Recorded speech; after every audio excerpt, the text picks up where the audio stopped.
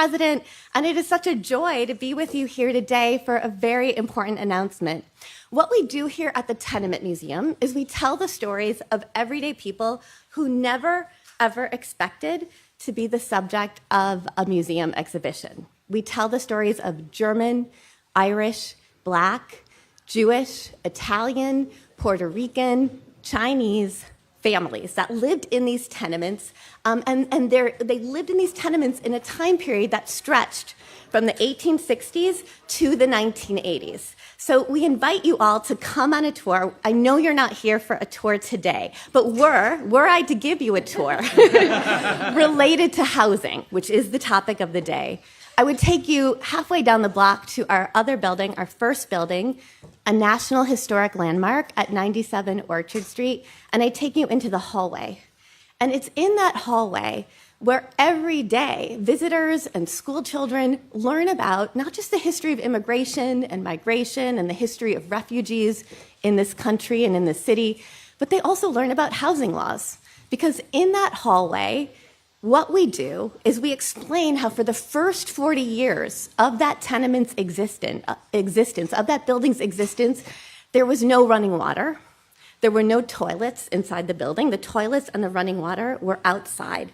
So what that meant is that all 110 people who lived in that building would be carrying buckets of water. They'd be going back and forth. And then what the educator will do is turn off the light to explain that they would be doing that in the dark because there was no law requiring that landlords light the hallways. So that is an amazing aha moment that people have. I know all of you are very intimately connected to housing laws and you think it's very, very exciting, but most people don't really think about housing laws. But so to be in that hallway and to feel the light go off and to feel what it would be like to be in that place, they understand then, viscerally, the importance of housing laws. So I know today we're gonna have another aha moment. The light switch is gonna go on for many of us as we learn the next chapter of housing law in New York City. And I'm so pleased to introduce Mayor Mamdani.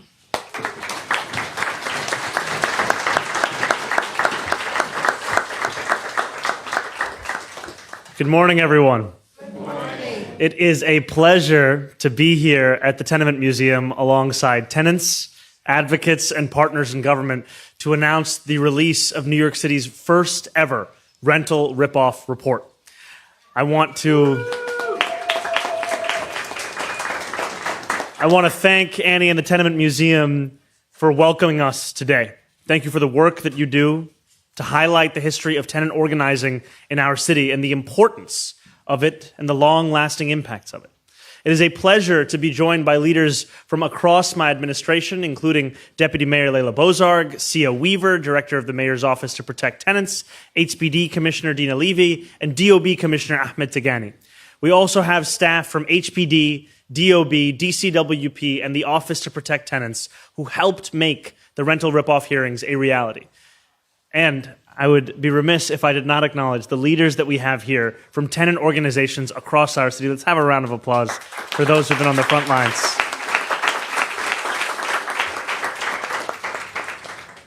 December of 1907 was not a happy time to be a tenant in New York City.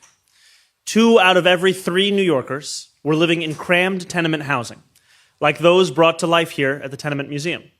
It was brutally cold. Nearly 100,000 New Yorkers had just lost their jobs in an economic crisis. And in response, many landlords had decided to raise the rent by 33%. What New Yorkers needed in 1907 was a city government that worked for them, one that prioritized their struggles, one that took material action to hold bad landlords accountable. They did not have such leadership in City Hall. But in its absence, New Yorkers did what New Yorkers do best. They organized. More than 10,000 families came together to protest these conditions, one of the largest tenant movements in our city's history. That movement ushered in a century of tenant organizing and of progress. Today, New York City is home to the strongest tenant protections anywhere in the United States of America.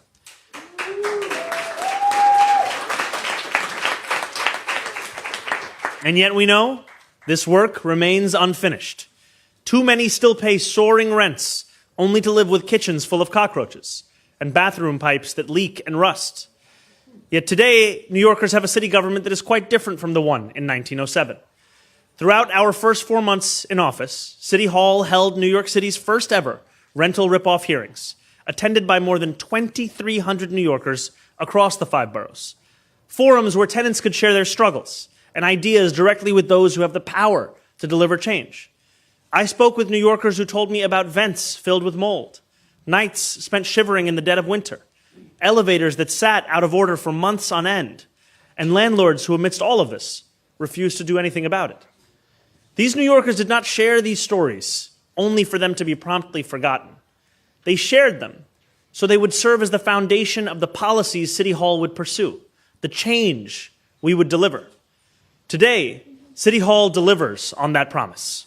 This rental ripoff report, also known as RRR, not to be confused with the 2022 Tollywood smash hit, is based on thousands of testimonies shared at rental ripoff hearings across our 5 boroughs. It outlines the actions our administration will take to improve the lives of tenants who call this city home. These actions fall under 4 major categories. First, we will improve housing quality by strengthening our enforcement of common housing code violations and complaints. For the first time ever, inspectors will investigate every single heat complaint the city receives. Also, for the first time ever, if HPD inspectors come at a time when you're not available, you will be able to reschedule a visit at a time that works for you. New Yorkers have been able to schedule food deliveries and the time they pick up their clothes at the dry cleaner for years. They should be able to do the same when it comes to an inspection of their home. We will also tackle pests, eradicate mold, and fix broken elevators. 3 of the largest concerns voiced by New Yorkers during the rental ripoff hearings. We will address the underlying causes of mold for the first time. No longer will landlords be allowed to slap a new coat of paint over a wall of black mold and pretend that the issue is fixed. And we will keep New Yorkers safe by confronting the causes and devastating consequences of residential fires. Second, we will continue to hold bad landlords accountable. We will take on the worst landlords in the city with our Fix the City campaign. And we will reform our systems for cataloging building registrations and penalties. Right now, everything is still done on paper. That not only slows things down, it makes it harder to hold those who violate the law accountable. Digitizing this process will not only help us crack down on repeat violators, it will also allow us to support the many landlords who operate with integrity. Third, we will empower tenants across New York City. The best protected tenant is an organized tenant. That is why we will legally recognize tenant unions, protecting New Yorkers from harassment or threat of eviction for seeking solidarity with their neighbors.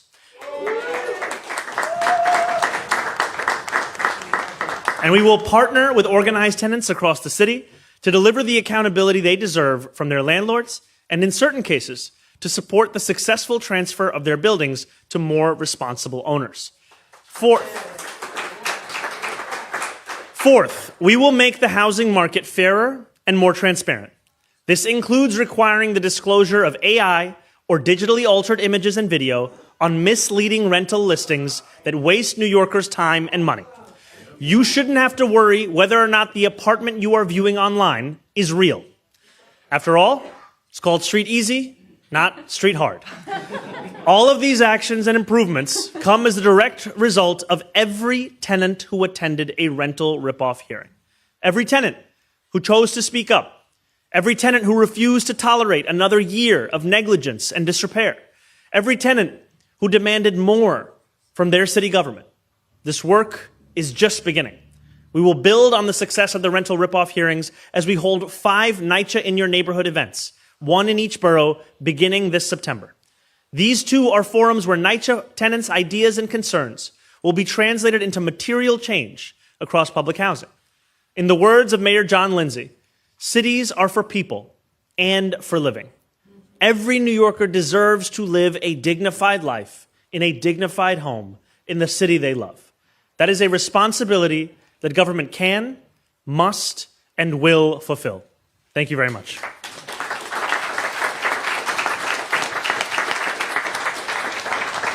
Thanks, everybody. My name is Sia. I'm the director of the Mayor's Office to Protect Tenants, and thank you so much to Mayor Mamdani for the opportunity to hold these hearings across the 5 boroughs, and to the many New Yorkers who were welcome to the governing table here with us. And thank you to the Tenement Museum. I love this museum. I really am grateful to be here.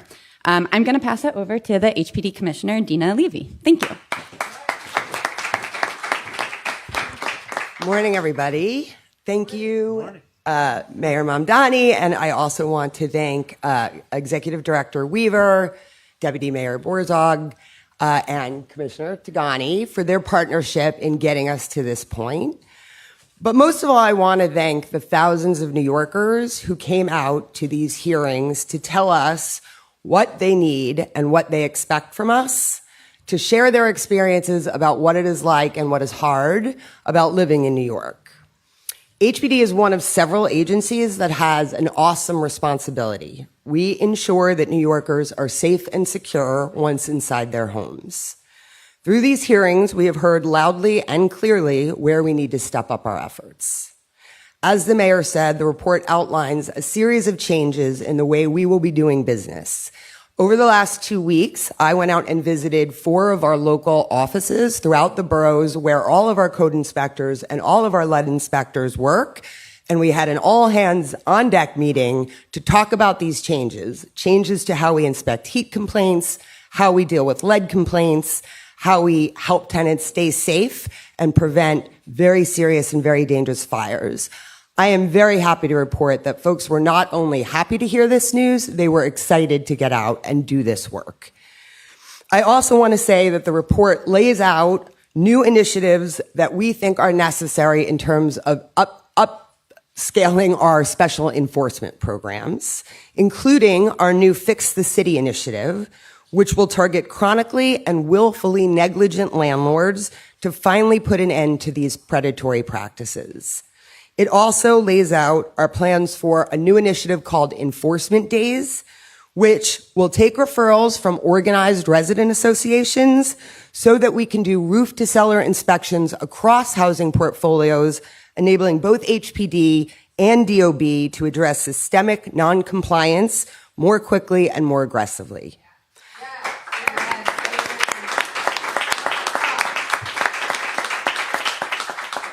These reforms are a direct product of what tenants told us from every borough, from every neighborhood that they need. And that feedback will now serve as our call to action. I want to thank the staff at HPD who joined me at these hearings, and to the dedicated teams in our code enforcement and housing litigation units for their ongoing commitment to making sure that New York City is a safe and secure place to live. Thank you so much. Thank you so much. And I'd now like to pass it to DOB Commissioner Ahmed Tagani.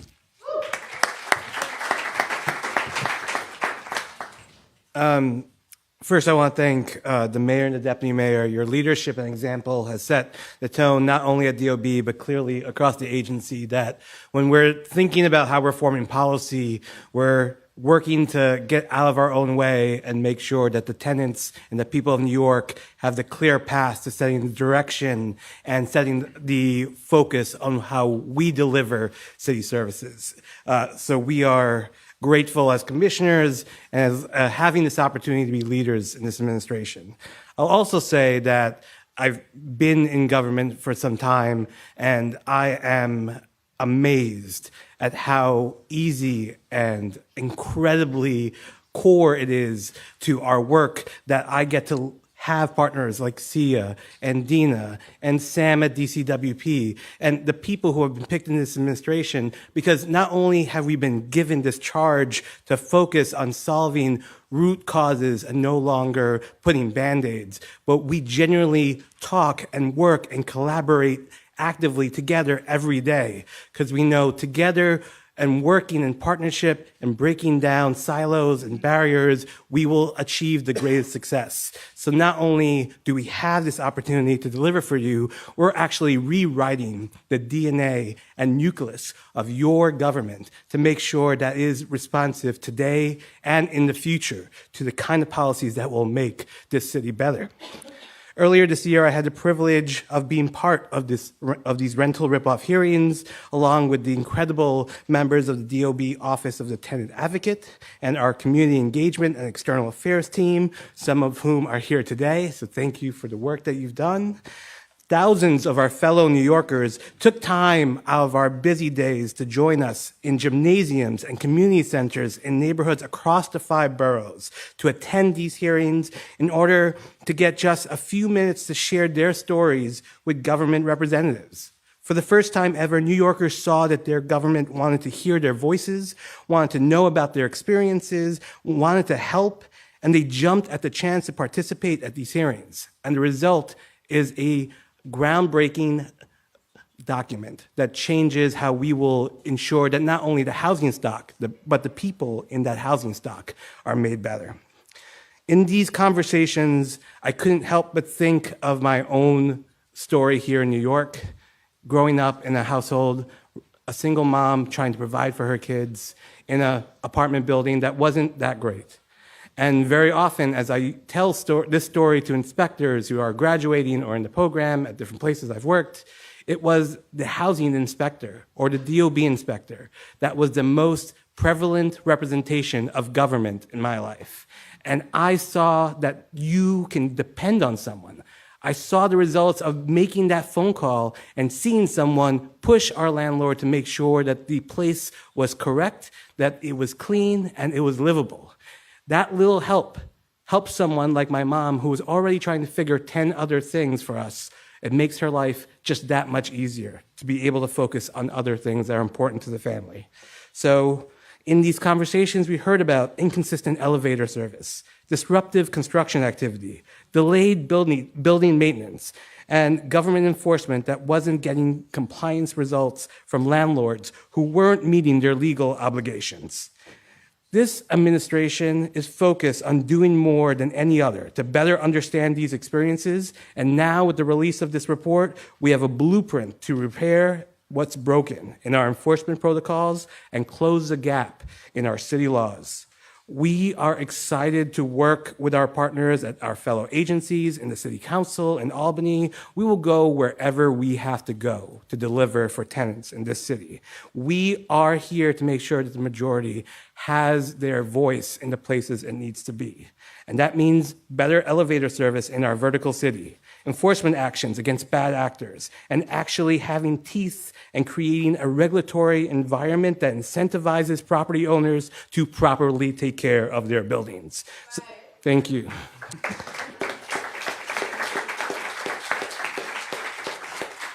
So thank you, Mr. Mayor, DM, to my fellow commissioners. We're excited to have the blueprint, and now we're excited to get to work.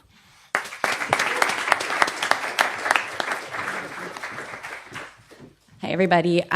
So many years ago, Commissioner Levy hired me into my very first tenant organizing job. Not that many years ago, but many years ago. And that tenant organization still exists. And I'm really proud to invite up a tenant leader from Hope Tenants Union, Tony Moreo.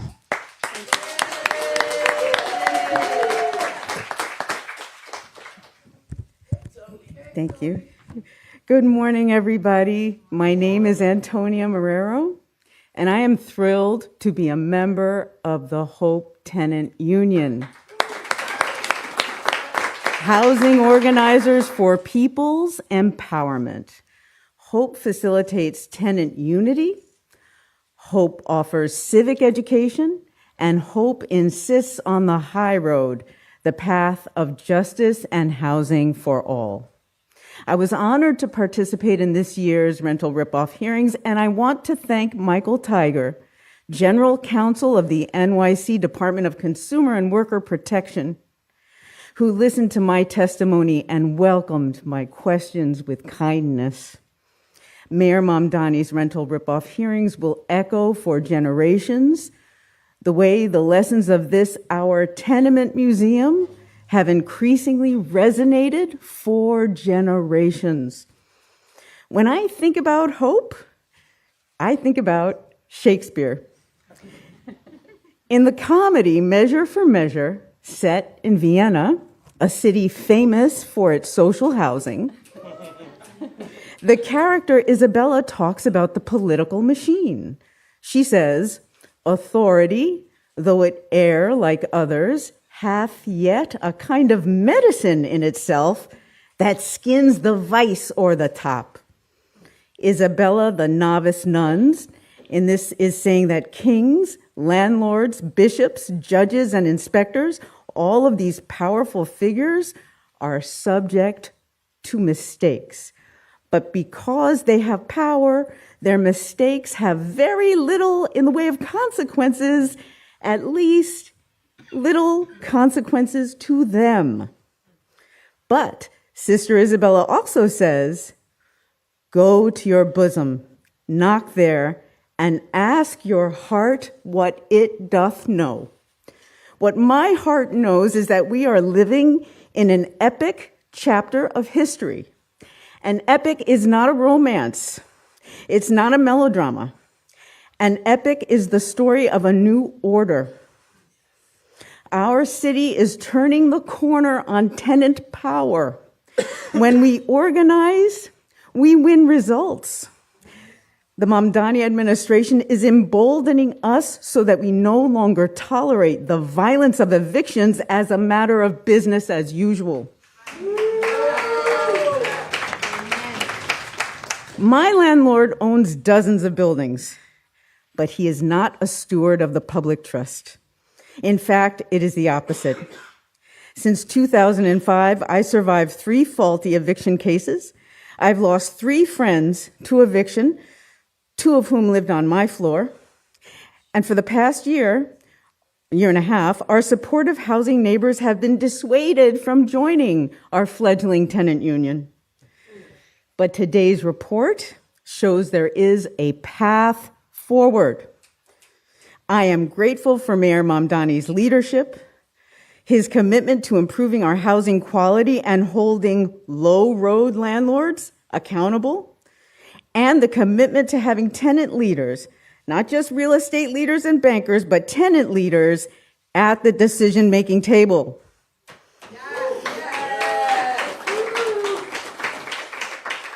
Mayor Mamdani's rental ripoff hearings will be remembered in the book of Lady Liberty, whose torch beacons the homeless the tempest tossed to our shores. So the greatest cosmopolis of interdependent neighborhoods that the world has ever known will set a new standard of what humanity can achieve when we prioritize collaboration over dominion, when we prioritize love over profit. Nice. And to me, this man will always be Mayor Cardamom. Thank you, everyone.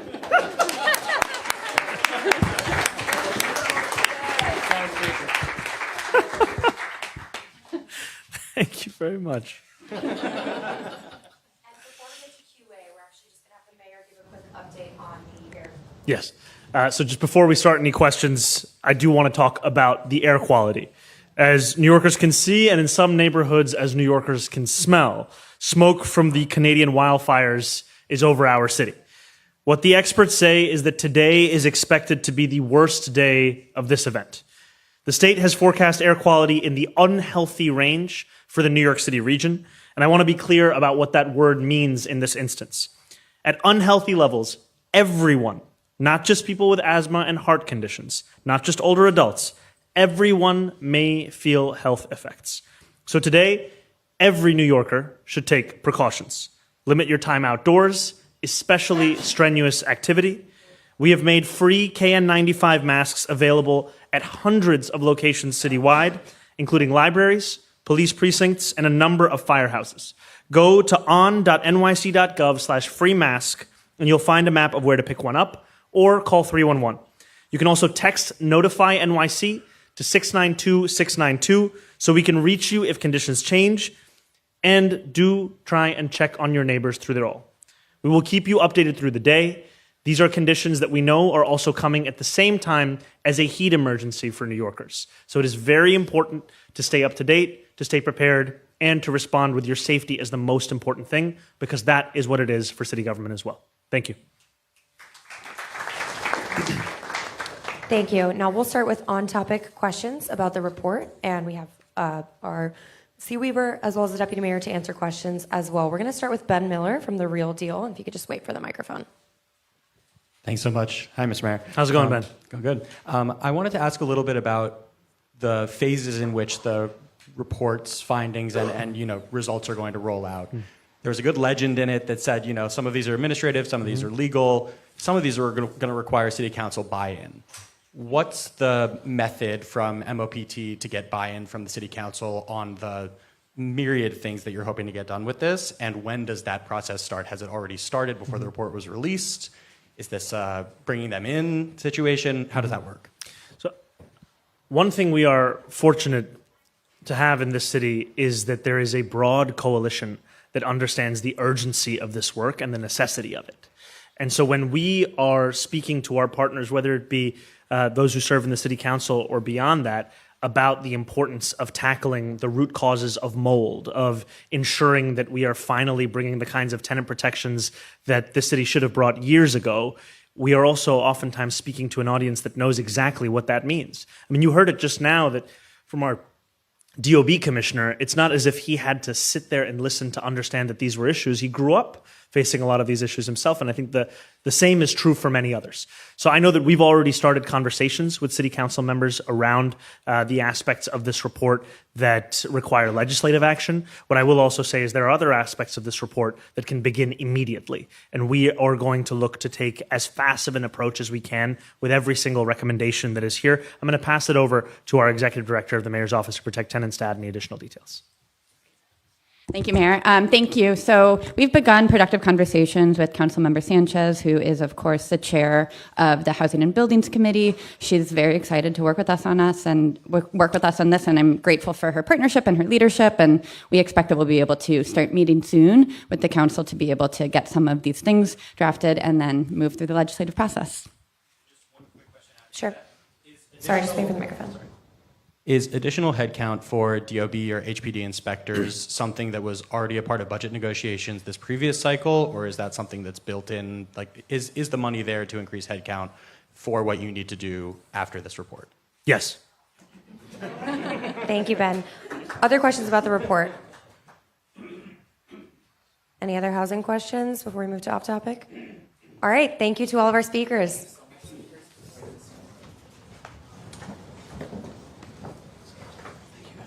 We're going to start with Andrew Siff from NBC.